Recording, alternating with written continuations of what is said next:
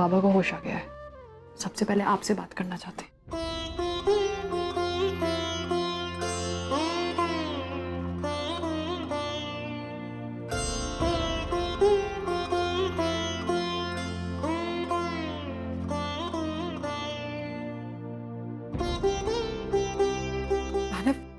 कैसे आप? आपको कोई तकलीफ तो नहीं हो रही? क्या हो गया था आपको अचानक? आप इस तरह? ठीक हूं मैं। आपको कोई तकलीफ तो नहीं हो रही ना अभी?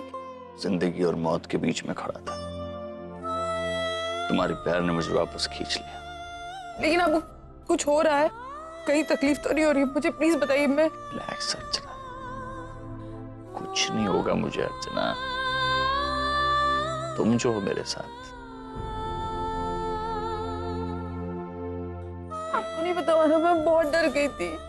अर्चना, तुमने सबको बुला लिया ना? मैं बुलाती हूँ।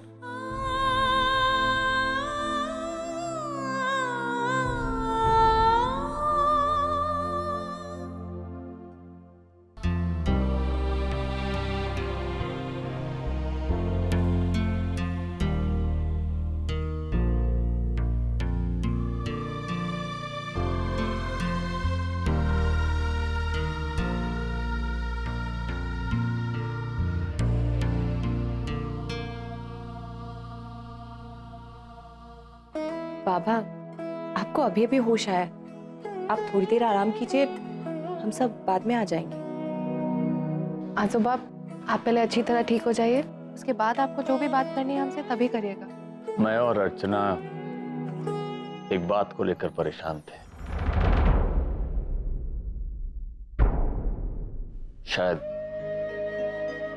शायद इसीलिए मुझे एक्चुअली पहले जैसे काम करने की ताकत नहीं रही मुझ में। काम करने जाता हूं तो शरीर और मन दोनों एक साथ नहीं देते। इसलिए मैंने कुछ सोचा है। मैं अपने आप को सारी जिम्मेदारियों और सारी टेंशन से मुक्त करना चाहता हूं। अब से मैं अपनी पूरी जिंदगी अपनी वाइफ को डेडिकेट करना चाहता हूं।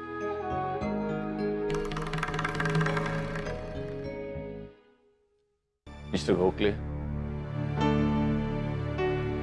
ये मिस्टर गोखले मेरे एडवोकेट। मेरी विल बनाने की जिम्मेदारी मैंने इन्हें सौंपी है। मिस्टर गोखले, आप विल बनाने की तैयारी शुरू कीजिए। आपको सारी डिटेल्स अर्चना बाद में दे देगी। अर्चना, अब ना कोई मीटिंग्स, ना कोई प्रोजेक्ट्स, ना कुछ। I'm only yours now. You're my boss.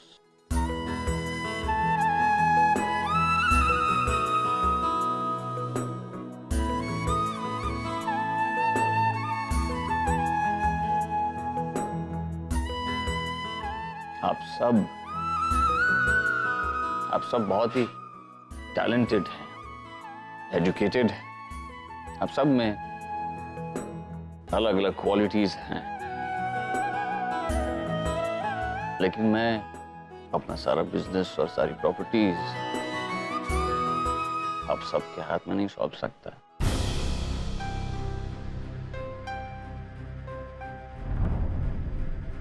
इसीलिए मैंने किसी एक शख्स को ये जिम्मेदारी सौंपने का फैसला किया है।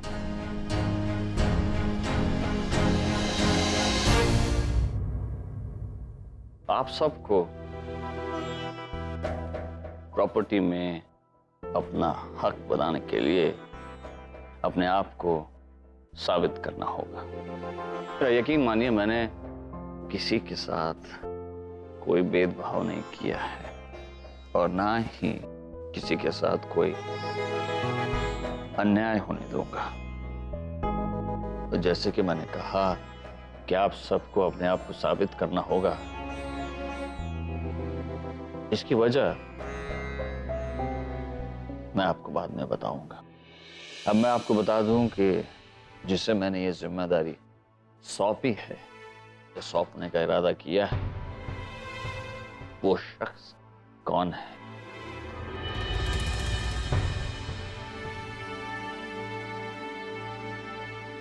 बेटा अंदर आओ।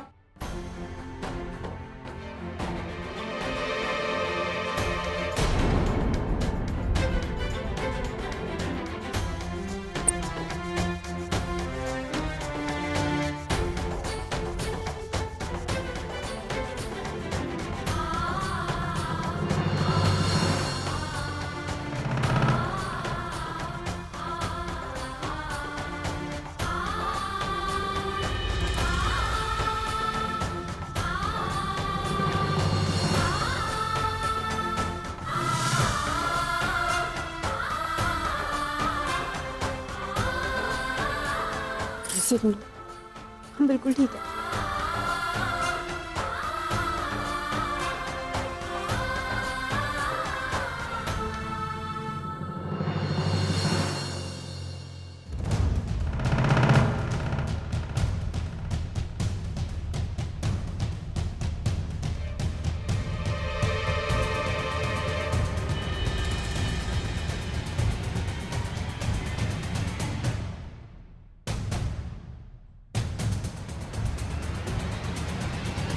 कैसी हो परी तुम?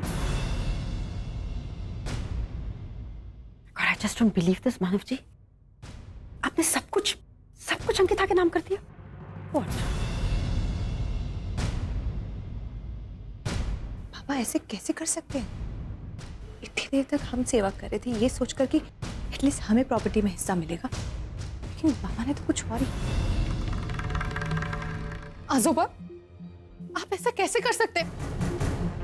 इतना बड़ा डिसीजन, आई मीन एटलीस्ट हम सबको कॉन्फिडेंस में लेना चाहिए था। और ये लड़की, इसने मेरी जिंदगी बर्बाद कर दी और आपने इसी को। क्या कुछ नहीं किया हमने इस बिजनेस के लिए। आजोबा, दिन रात मेहनत करके हमने नए नए प्रोजेक्ट शुरू किए, हर प्रोजेक्ट को सक्सेसफुल बनाया, कंपनी का रेवेन्यू बढ़ाया, और जब कंपनी की जिम्मेदारी संभालने की बारी आई तो आपने वो अधिकार इस लड़की को दे दिया जिसका ना कोई कंट्रीब्यूशन है और ना कोई लेना देना इस कंपनी से।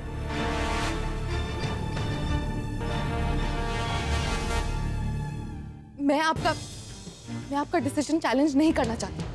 आपकी कंपनी, आपका बिजनेस, आप जिसे चाहे ये जिम्मेदारी दे सकते हैं। मैं बस इतना कहना चाहती हूँ कि जिस लड़की ने मेरे परिवार को आज रास्ते पे खड़ा कर दिया, आपने उसी को। बाबा आप कैसे भूल सकते हैं? इस लड़की की वजह से हम सबको कितनी बदनामी सहनी पड़ी। कांड इसने किया और भुगतना हमें पड़ा। प्लीज बस बहुत हो गया। अब अगर किसी ने मेरी ताई के बारे में एक शब्द भी उल्टा सीधा बोला तो मुझसे बुरा कोई नहीं होगा। आप लोग प्लीज सब लोग शांत रहेंगे जरा। किस बात के लिए झगड़ रहे हैं? ये फैसला मानव ने लिया है ना? मानव, बताइए कि आपने फैसला क्यों लिया?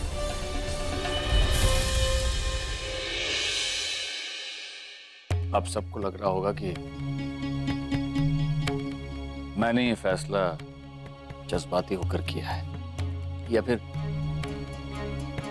पार्शियलिटी की है। नहीं, ऐसा नहीं। इसकी वजह बहुत ही सिंपल है। मुझे अपना बिजनेस और प्रॉपर्टी की जिम्मेदारी संभालने के लिए एक ऐसे शख्स की जरूरत थी जो ऑनेस्ट हो, एफिशिएंट हो, डेडिकेटेड हो और बिजनेस में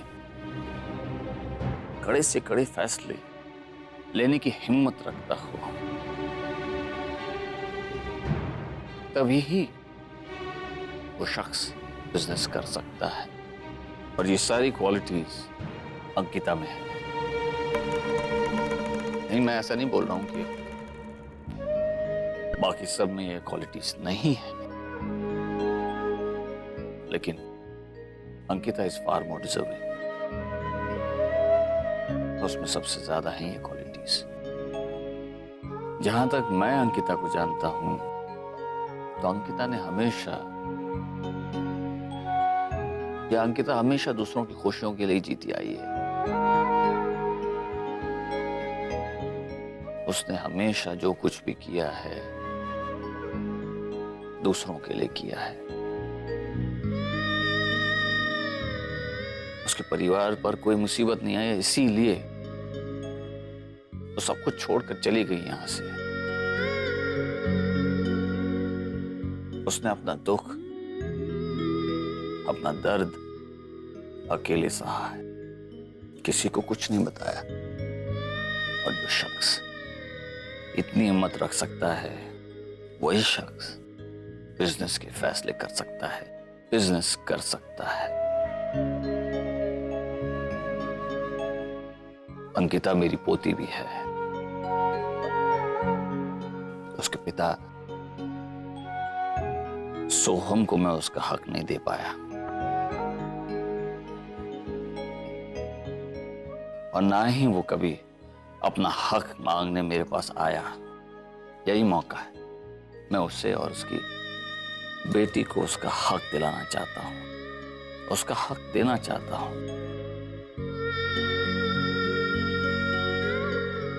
ऐसा नहीं है कि मैंने सबको वक्त वक्त पर अपॉर्चुनिटीज नहीं दी, सबको अपॉर्चुनिटीज दी मैंने।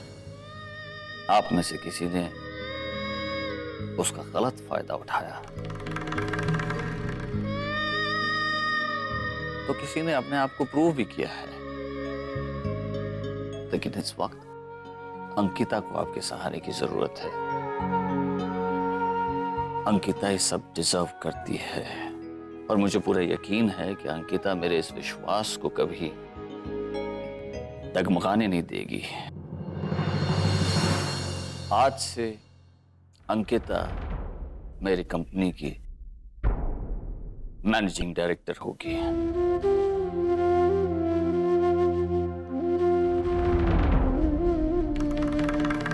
चेयरमैन मैं ही होगा, लेकिन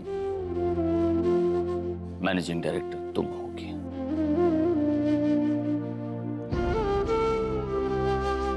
और इस प्रॉपर्टी के मालिक भी।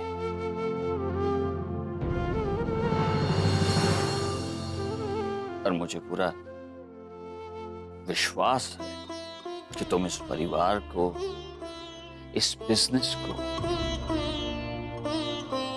खुद से ज्यादा अहमियत दोगी।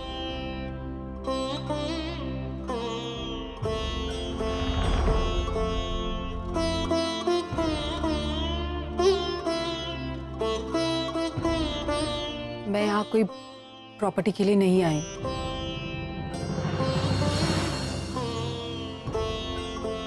मैं तो बस यहाँ किसी को किसी की गलती का एहसास दिलाने आई।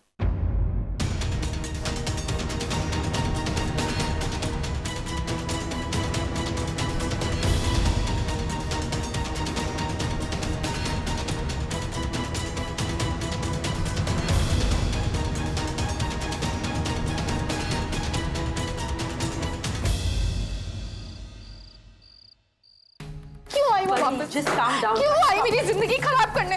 परी, सुन। आज़ोबा, कैसे कर सकते हो मेरे साथ ऐसे? क्यों किया उन्होंने?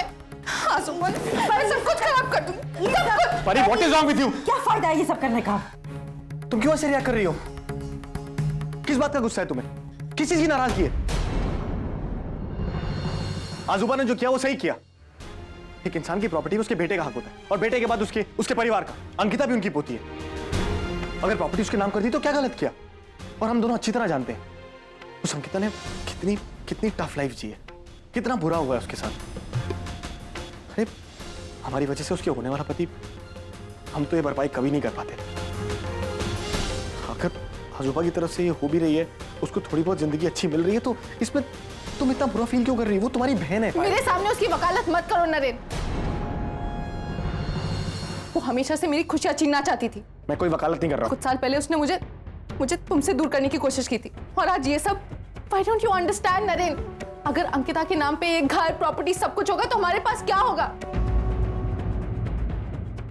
हम क्या हमेशा दूसरों के एहसानों तले जीते रहेंगे? हमारे पास खुद का घर तक नहीं है। God damn it. मैंने ये कंपनी को आगे बढ़ाने के लिए क्या कुछ नहीं किया, दिन रात मेहनत की, अपनी फैमिली लाइफ, अपनी पर्सनल लाइफ, सब कुछ सैक्रिफाइस कर दिया। किस लिए? इसलिए ताकि आजोबा अंकिता के नाम पे एक कंपनी कर दे। अंकिता ने तो एक ही झटके में सब कुछ छीन लिया मुझसे, सब कुछ। कुछ नहीं छीना है तुम्हारा, सब कुछ तुम्हारे पास है। तुम्हारा परिवार, तुम्हारा पति, तुम्हारे घर के लोग, अभी भी तुम उस कंपनी की एम्प्लॉय हो कि नहीं? सब कुछ है तुम्हारे पास। और क्या चाहिए होता है एक इंसान को जीने के लिए? और उस बेचारी अंकिता के पास तो कुछ भी नहीं है। एक बार उसे हक का कुछ मिल रहा है तो मिलने दो ना। Shut up Naren. अंकिता के पास क्या है, उसे क्या मिला है, क्या नहीं, मुझे इससे कोई फर्क नहीं पड़ता। ये उसकी डेस्टिनी है, मैंने उससे कुछ नहीं छीना है। तो वो क्यों मुझसे आके सब कुछ मेरा छीनने की कोशिश करती रहती है? और अंकिता तो हमेशा से मेरी दुश्मन बनना चाहती थी और बन चुकी है, लेकिन आजोबा उन्होंने आज दिखाई दिया कौन उनका अपना और कौन पराया। शट अप ना, शट अप। बहुत बोल लिया तुम। आजोबा के बारे में, I mean this is height of, तुम कैसे बोल सकती हो ऐसे? आजोबा ने तुम्हें पाल पोस के बड़ा किया है, वो इतना कुछ कर रहे हैं हमारे लिए, और इतना कुछ किया है उन्होंने, फाइनेंशियली सेटल किया, ये घर दिया, सब कुछ तो कर रहे हैं वो। How can you be so selfish Pari? हाँ, मैं हूँ सेल्फिश, पर ये सब तुम्हारी वजह से है नरेन। तुमने मेरी हालत की है, तुमने। अंकिता, तुमने वापस आकर बहुत बड़ी गलती की। तुम्हें क्या लगता है मैं इतनी आसानी से तुम्हें अपना सब कुछ छीनने दूंगी? नहीं, तुम जानती नहीं हो मुझे, बहुत मुश्किल होगी तुम्हें।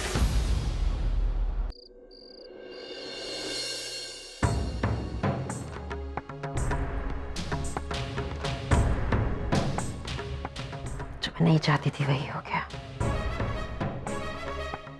वही हो गया।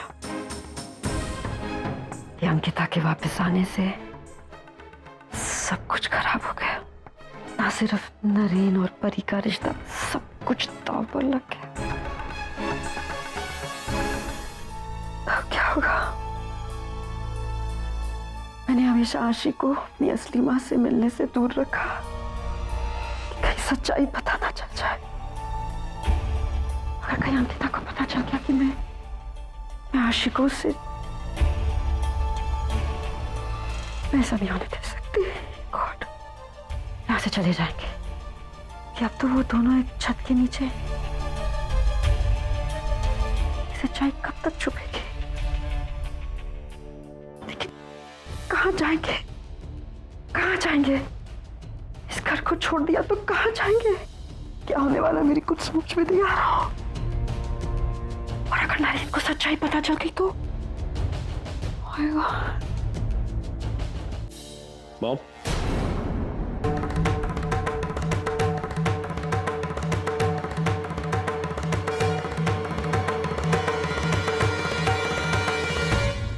किस सच्चाई की बात कर रही हैं?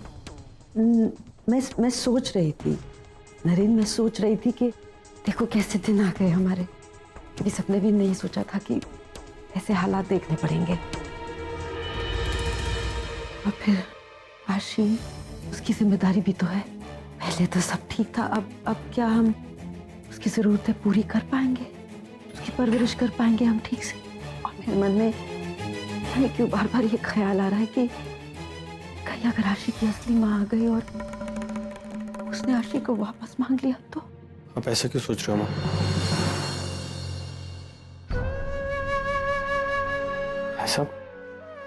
ऐसा थोड़ी ना हुआ है। इसके माँ बाप इसे खुद हमारे घर की दहलीज पर छोड़ गए थे। हम थोड़ा ना गए थे किसी का बच्चा छीनने के लिए। और मैं मानता हूँ कि इस वक्त हमारी हालत ठीक नहीं है, इनकम कम है, पैसे नहीं है, लेकिन इसका ये मतलब नहीं है कि आशी की तरफ मेरा प्यार या जिम्मेदारी कम हो जाती है। माना कि मेरा खून नहीं है, लेकिन मैं उसे सागी माँ बाप से भी ज्यादा प्यार दिया है। अब कोई बीच में नहीं आ सकता, चाहे कुछ भी हो जाए। अगर उसकी माँ कभी आ भी गई ना हक जताने के लिए, पूछूंगा उससे कहाँ थी 5 साल तक। तब अपना प्यार, जिम्मेदारी, ममता कुछ याद नहीं आया उसे जब उसे छोड़ गई थी हमारे पास। हम अगर सारी दुनिया भी मेरे खिलाफ हो जाए ना, तब भी मैं आशी से अलग नहीं होऊंगा। ये मेरी बेटी है और हमेशा रहेगी। मैं मानता हूं कि हमारा खून का रिश्ता नहीं है, लेकिन हमारे दिल जुड़े हैं। मैं उसका बाप हूं और मैं उसकी मां। और कोई बात माने या ना माने, हम आज आपने ये बात कह दी है, आज के बाद अब ये बात कभी तो रहेंगे नहीं। प्लीज, अगर आशी ने सुन लिया तो वो हमारी बेटी है, मेरी बच्ची है वो, और हमेशा रहेगी। आप चुप हो जाइए प्लीज। मॉम, मैं आशी को अपने रूम में ले जा रहा हूं।